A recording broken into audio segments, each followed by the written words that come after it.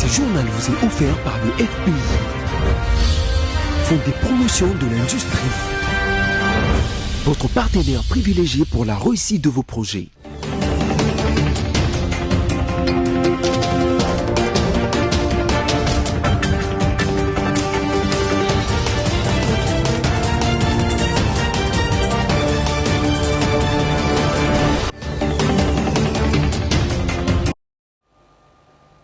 Vous informer est un devoir. Mesdames, Messieurs, bienvenue à ce nouveau numéro du journal sur BSC TV. En voici tout de suite le sommaire.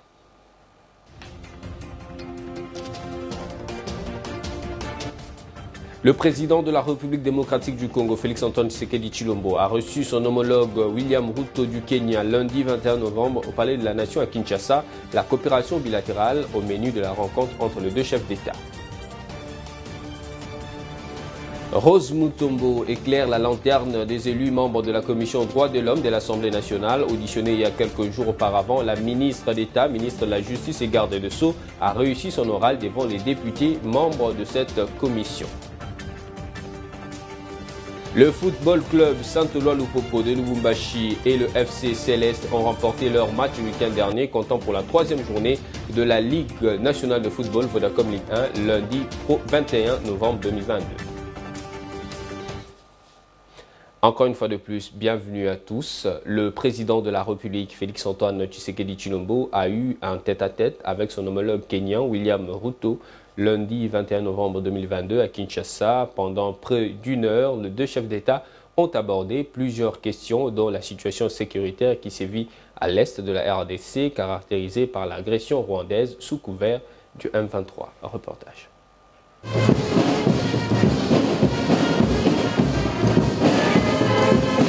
Pour sa première en République démocratique du Congo, Kinshasa a déroulé le tapis rouge à William Samoei Ruto, président de la République du Kenya.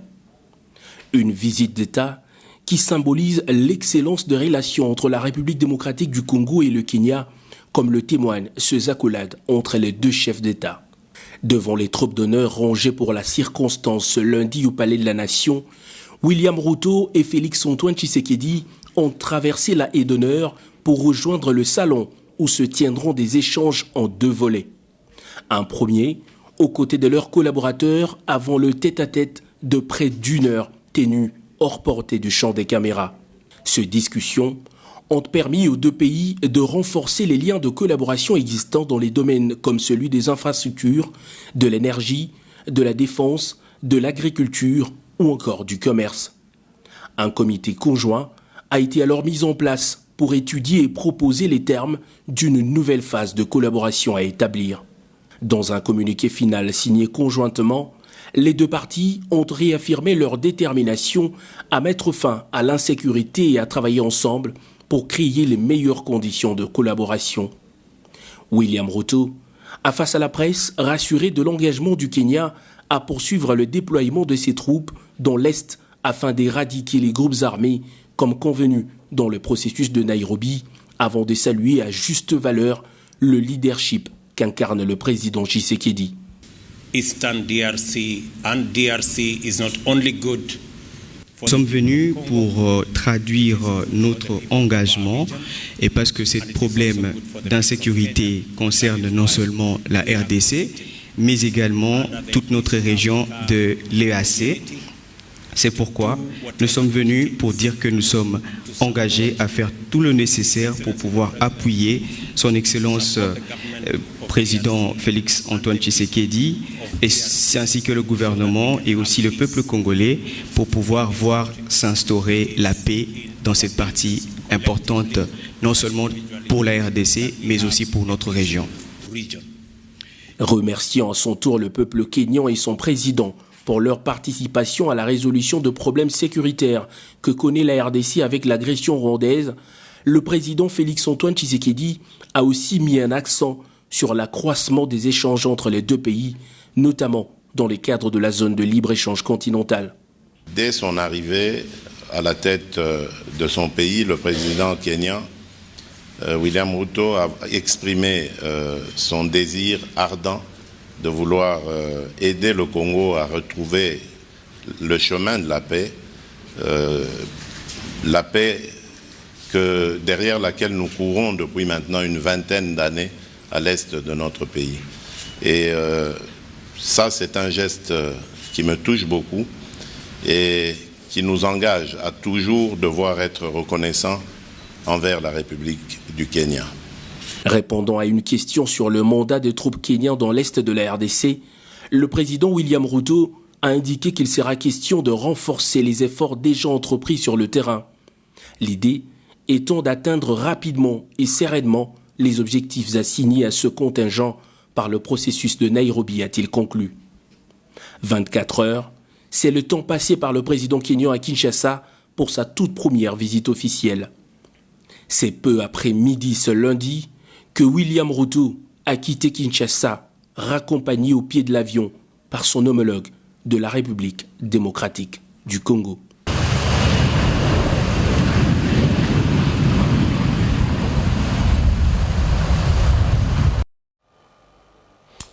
Et puis la veuve, les enfants, les frères, sœurs et proches parents de feu Kasongo Mwema Yamba Yamba, ancien porte-parole du chef de l'État de 2019 à 2022, était surpris lundi en début d'après-midi par la présence du président de la République parmi eux. Cette visite de réconfort se voulait un signe de compassion pour la douloureuse épreuve qu'ils sont en train de traverser et d'hommage à l'illustre disparu. Félix-Antoine Tshisekedi Tshilombo a trouvé les mots justes pour consoler Hubertine Mbungu Mwema, sa veuve, ainsi que toute la famille. Éprouver les détails.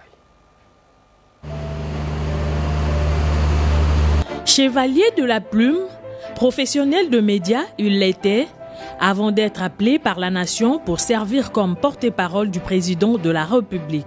Tarcisse Kasongo Mwema Yamba Yamba, décédé le samedi 12 novembre à la clinique Ngaliema, a laissé derrière lui une famille professionnelle, mais aussi biologique. Saluant sa mémoire, le chef de l'État, Félix-Antoine Tshisekedi Tshilombo, est allé ce lundi 21 novembre à la rencontre de sa veuve, Hubertine Mbungu Mwema, et membre de sa famille biologique. Félix Tshisekedi a réconforté la famille éplorée avant de rendre hommage à cette icône de la presse congolaise. Le directeur de cabinet du président de la République, Guilain Nyembo, a signé le livre de condoléances.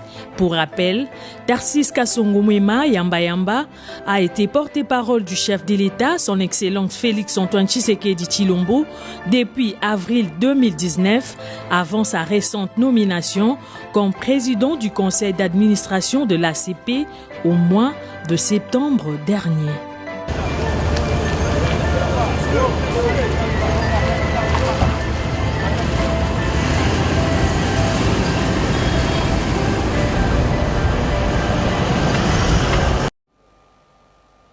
Voilà, que son âme repose en paix.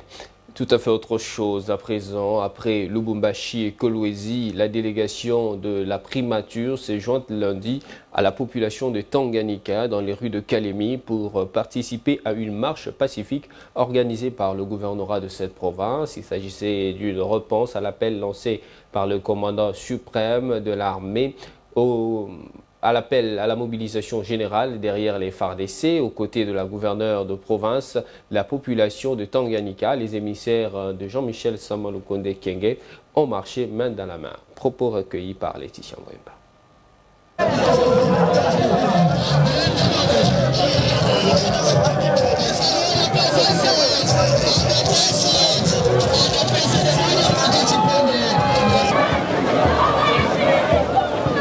Merci beaucoup. Le message est le même que nous avons commencé à passer depuis Lubumbashi et Kolwezi. Aujourd'hui à Kalemi, nous venons nous associer à la population du Tanganyika pour dire non à l'agression dont notre pays a été victime de la part du Rwanda sous couvert du M23. Aujourd'hui, nous sommes là en train de marcher, en train d'exprimer notre ras-le-bol parce que ces agressions ne font que se répéter. Nous disons non à l'agression de nos populations à l'Est. Et nous sommes en train de montrer notre solidarité avec cette population qui est meurtrie depuis plusieurs années.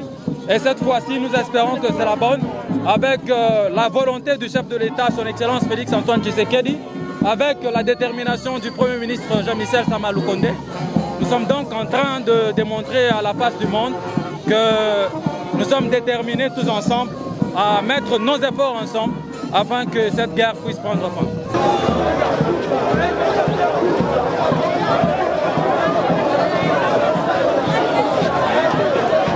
Recule un peu parce qu'il y a quelqu'un d'autre ici. Oui. Ça va?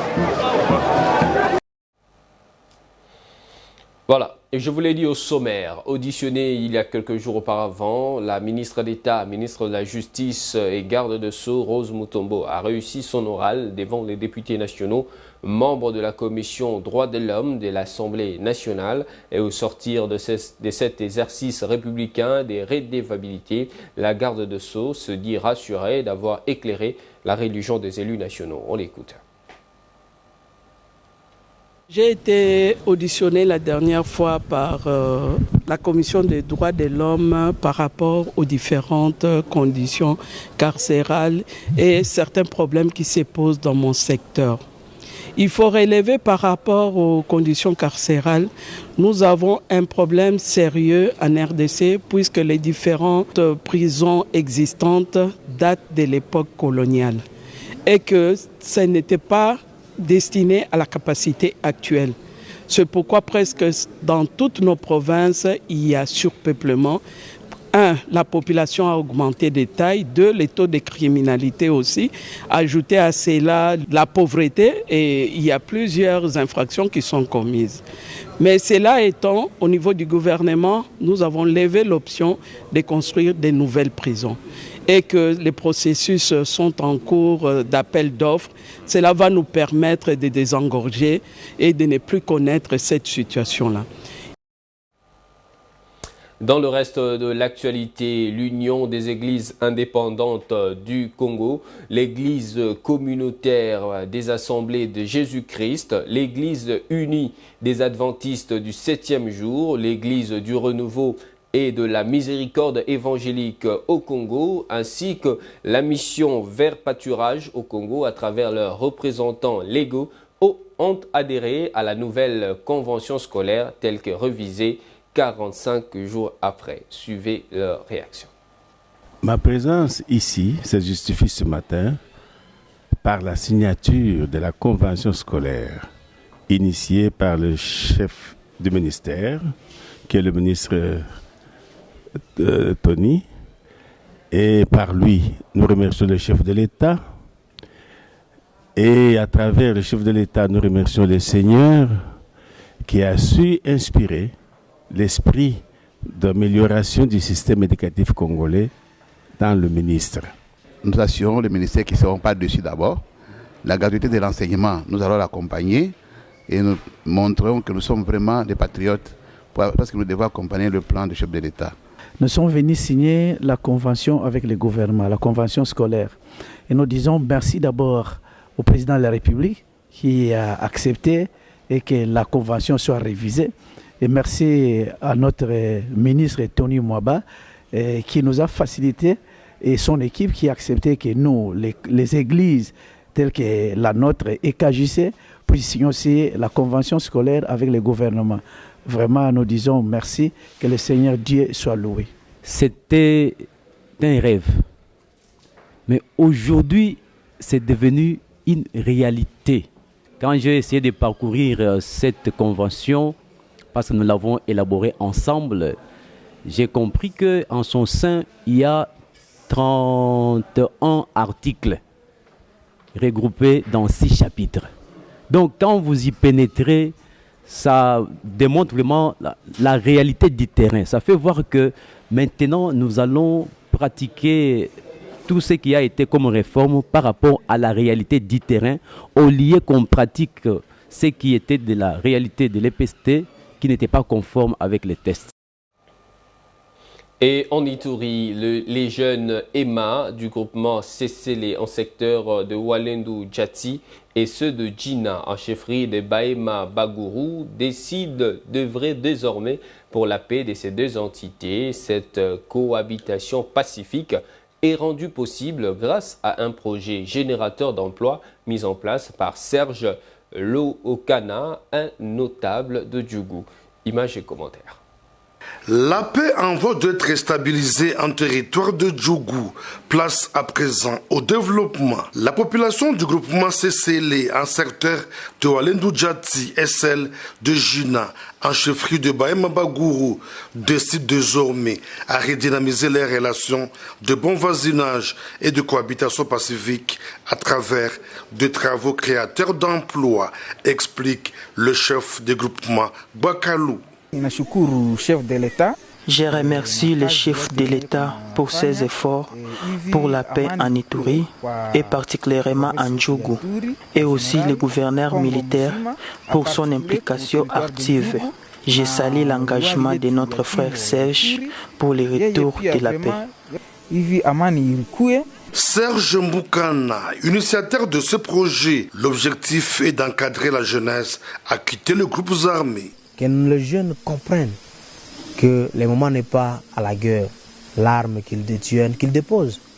Le PDDRC bientôt, ça va venir, avec tout ce que nous attendons par rapport au programme du gouvernement, qu'ils attendent ce moment, ils vont déposer cette arme-là. Présentement, focalisons-nous sur la paix, le développement, et les gens de Junon, CCL, qu'ils se fréquentent sans problème. C'est d'une fils du territoire de Djougou n'est pas sa première implication dans la recherche de la paix et la cohabitation pacifique de toutes les communautés de ce territoire. Un coup de pouce à la mobilisation générale lancée par le chef de l'État, Félix Antoine Tshisekedi Tshilombo, où les groupes armés locaux sont appelés à rejoindre le camp de la patrie afin de créer un climat favorable pour le retour de la paix à l'est de la RDC. Parlons sport dans ce journal et comme je vous l'avais dit au sommaire, le FC Saint-Éloi-Loupopo et Céleste FC ont dans le cadre de la phase aller de la 28e édition de la Vodacom Ligue 1 battu respectivement l'US Chikunku par 3-1 au stade Kikula de Likasi ainsi que l'AC Rangers par 1-0 au stade des Martyrs de la Pentecôte à Kinshasa. C'était hier. Sami Bosongo. Poursuite lundi 21 novembre 2022 du championnat en Vodacom Ligue 1, parallèlement au match du Mondial Qatar 2022 avec deux rencontres de la phase aller de la 28e édition de ce championnat d'élite de la RDC. Le football club Saint-Éloi Loupopo s'est imposé 3-1 devant l'Union sportive Chikunku au stade de Kikula d'Elikasi. Manu Bola a marqué dès la 12e minute pour les cheminots, Peter Ikoyo à la 25e minute et Sidney Lokale à la 71e minute.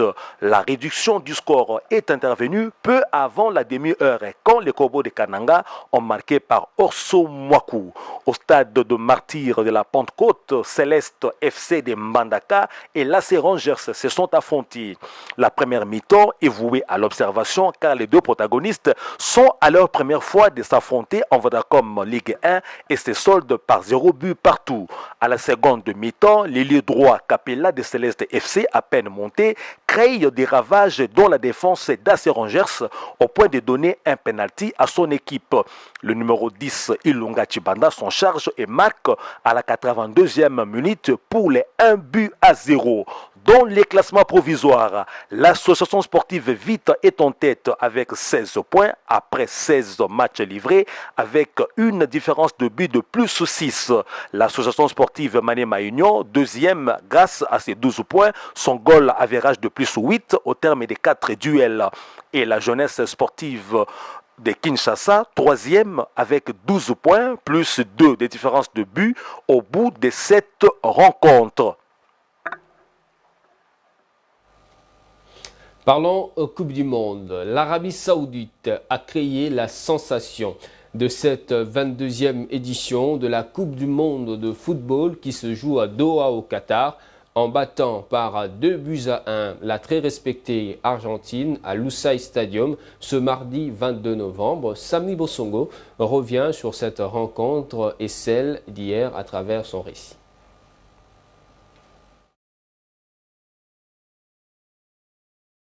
La Coupe du Monde Qatar 2022 poursuit son bonhomme de chemin avec, dans le groupe C, la victoire surprise de l'Arabie Saoudite sur l'Argentine. 2-1 à Lusail Stadium. C'est aujourd'hui que les seconds représentants africains, la Tunisie, joue aux prises avec les meilleurs favoris du groupe C, le Danemark.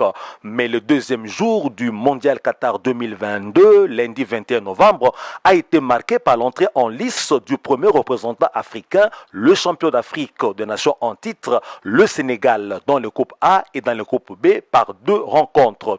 Dans le groupe A qui était déjà à sa deuxième journée à Al Toumana Stadium, le Sénégal a dominé les Pays-Bas dans les jeux mais s'est fait battre vers les ultimes minutes de la partie. Le champion d'Afrique a dominé les débats, s'offrant les meilleures situations de but comme le tir à bout portant de Boulaye Dia à la 65e minute, la frappe instantanée de Gana Gueye à la 73e minute ou encore la frappe de Pape Gueye à la 89e minute.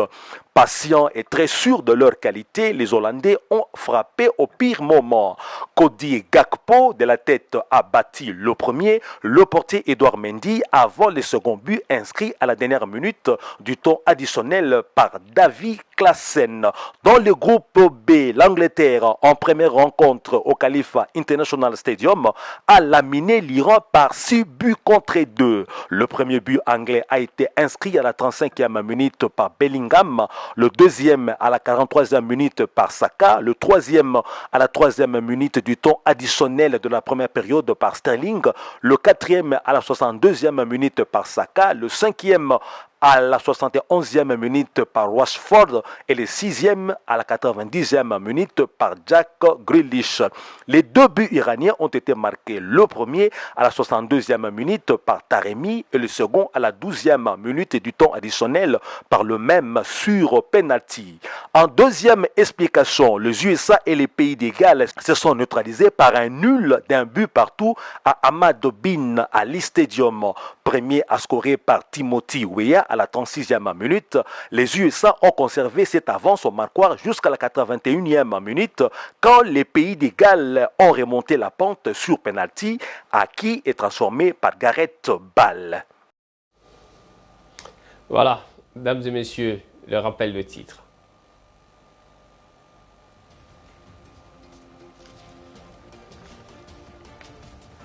Le président de la République démocratique du Congo, Félix-Antoine Tshisekedi Tshilombo, a reçu son homologue du Kenya, William Ruto, lundi 21 novembre au Palais de la Nation à Kinshasa. La coopération bilatérale au menu de la rencontre entre les 2 chefs d'État.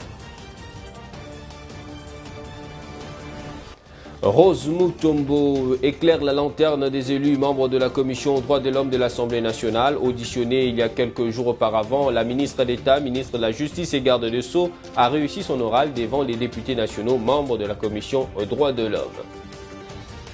Le Football Club Saint-Éloi Lupopo de Lubumbashi et le FC Céleste ont remporté leur match le week-end dernier dans la 3e journée de la Ligue nationale de football, Vodacom Ligue 1, lundi 21 novembre 2022. Et c'est par ici que s'achève le journal sur BCTV. Merci de l'avoir suivi. Restez fidèles à nos programmes. On va se retrouver et sans doute la fois prochaine avec le même plaisir. D'ici là, portez-vous bien. Au revoir et à la prochaine.